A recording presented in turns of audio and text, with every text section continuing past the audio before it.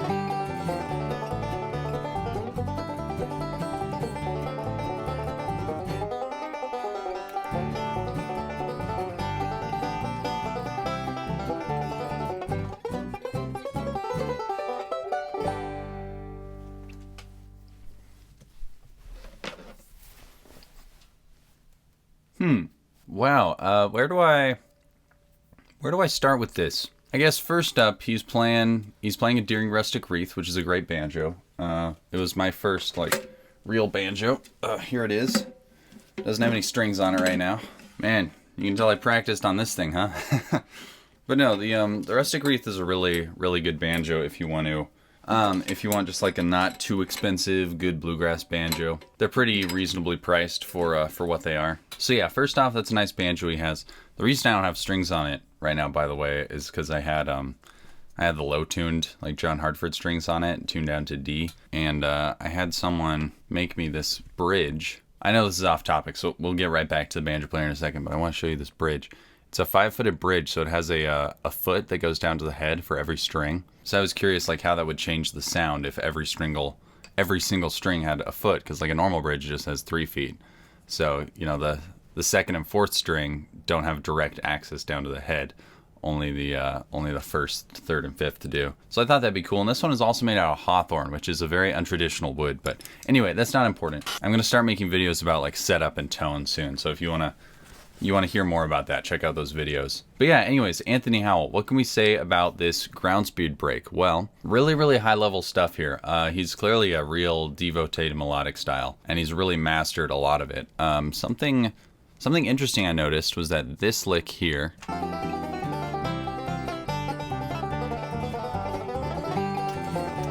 that is a Carl Jackson lick, I believe. I don't know if Carl came up with it, but that's where I learned that lick, was off of Carl Jackson's Song for Susan, which is kind of an obscure player. So this guy really, I mean, obviously he's learned a lot of different players' music and developed his own style. But no, great everything, really. Very original. He's taking almost like 1970s melodic stylings and making them modern, making them his own. I bet he has a lot of influence like Bill Keith, Bobby Thompson, Courtney Johnson maybe, Carl Jackson, like I said, you know, all those really crazy melodic players back then. But he also has a really strong Scruggs influence, so it's a very, very cool style. Very, very banjoistic. I love how authentic it feels to the banjo. Authentic, tied to its roots, but still original, still his style. Like, this is his voice on the instrument. Really, really good stuff. He's a great player. Let's check out some other stuff of his. All right, Cherokee Shuffle. Let's watch this.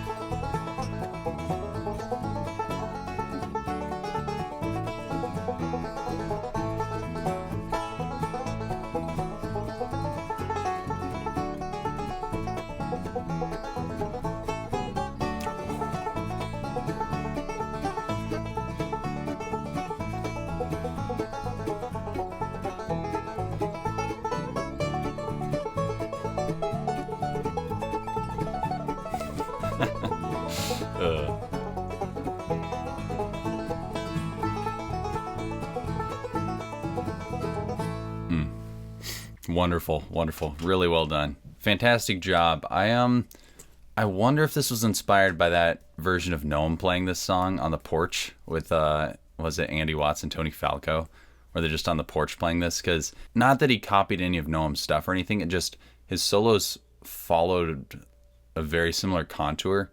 Let me show you what I mean. Just gonna take a little Noam Pikelny break in this video.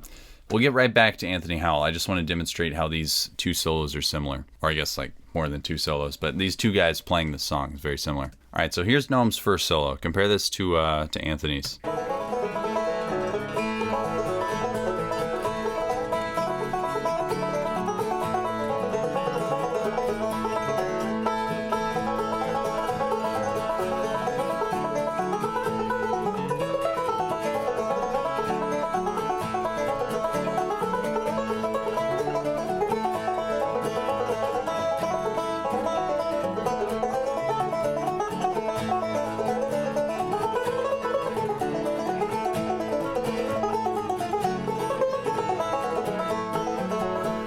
So just in the contour of how these solos go, like it starts down low in the A part. First A part is all low, second A part goes up the neck a little bit and then comes back down. Then the B parts, they're still low down, then come back up a little bit, but it's all still kind of low on the neck. And then the second solo here. Wow, I navigated flawlessly to write the start of his second solo. That probably says some things unhealthy about how many times I've watched this video, but yeah, okay, so Noam's second solo. Just check out where he goes on the neck with this.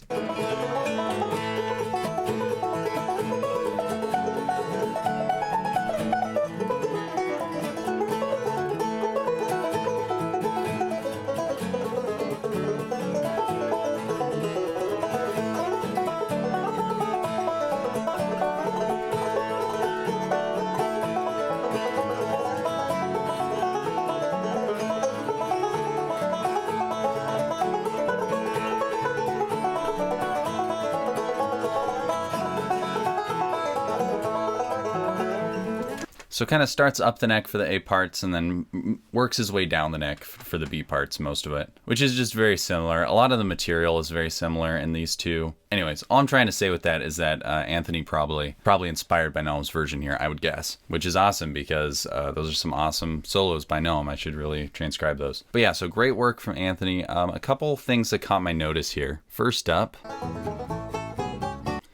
contrary motion lick right here. What's contrary motion? Contrary motion is the banjo term for it, but technically this would be counterpoint. So in this case, he pinches 2 notes 3 times, and one of those lines of notes goes up, and the other line of notes goes down. So you get a very cool contrapuntal thing. Let me show you what I mean. So here's an example, and this isn't what he played, but just to show an example, this thing. So you hear how there are 2 lines there. You have this line and this line. This one goes down and this one goes up. And you play them at the same time. Then you have one moving up, one moving down. I think a lick that really demonstrates this is, oh shoot, what is this lick? It's like shoot. Yeah, that's a good one. Yeah, so you have this and this. So they're both working their way towards G. Just this one is coming down to G. This one's going up to G.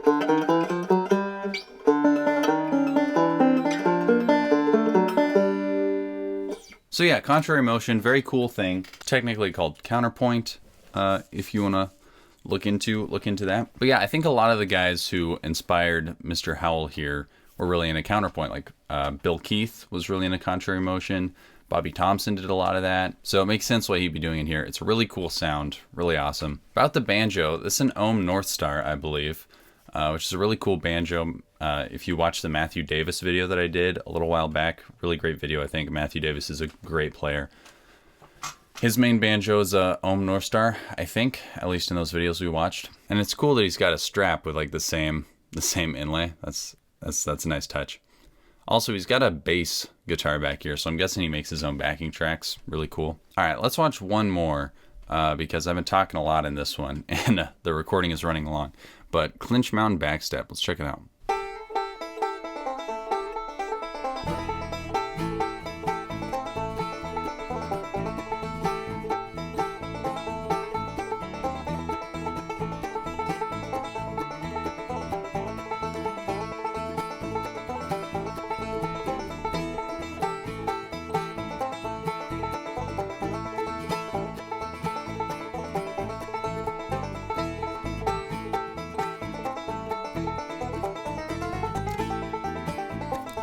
Okay, he really likes that move. He did that in the Cherokee Shuffle too, like that little melodic walk up. Listen.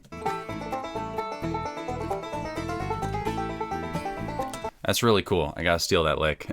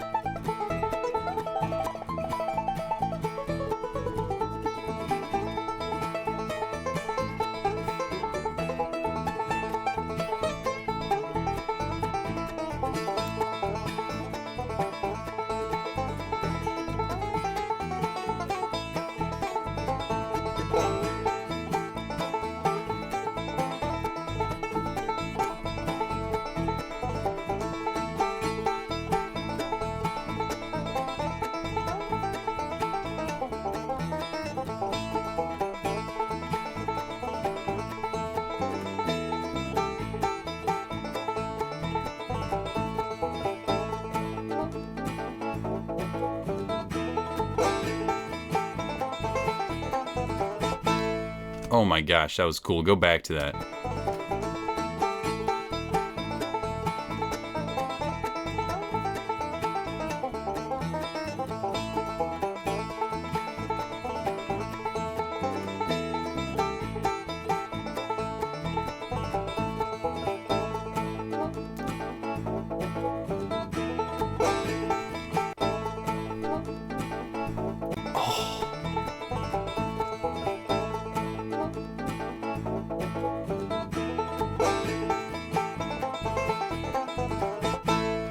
Wow, that's cool. And that Jens Kruger palm muting thing. Oh, it's awesome. He makes it sound really good. Holy cow. That was awesome. This dude is a phenomenal player and carrying on the legacy of all those guys like in the 70s that were exploring all these new melodic style stuff. All the chromaticism, all the cool runs with open strings mixed in. Too few people do that stuff today. Like it's really kind of died out. And I'm glad that this guy is here to kind of carry the tradition on and keep pushing it forward because it's such a cool sound and it really shouldn't die out. But yeah, this guy's an amazing player.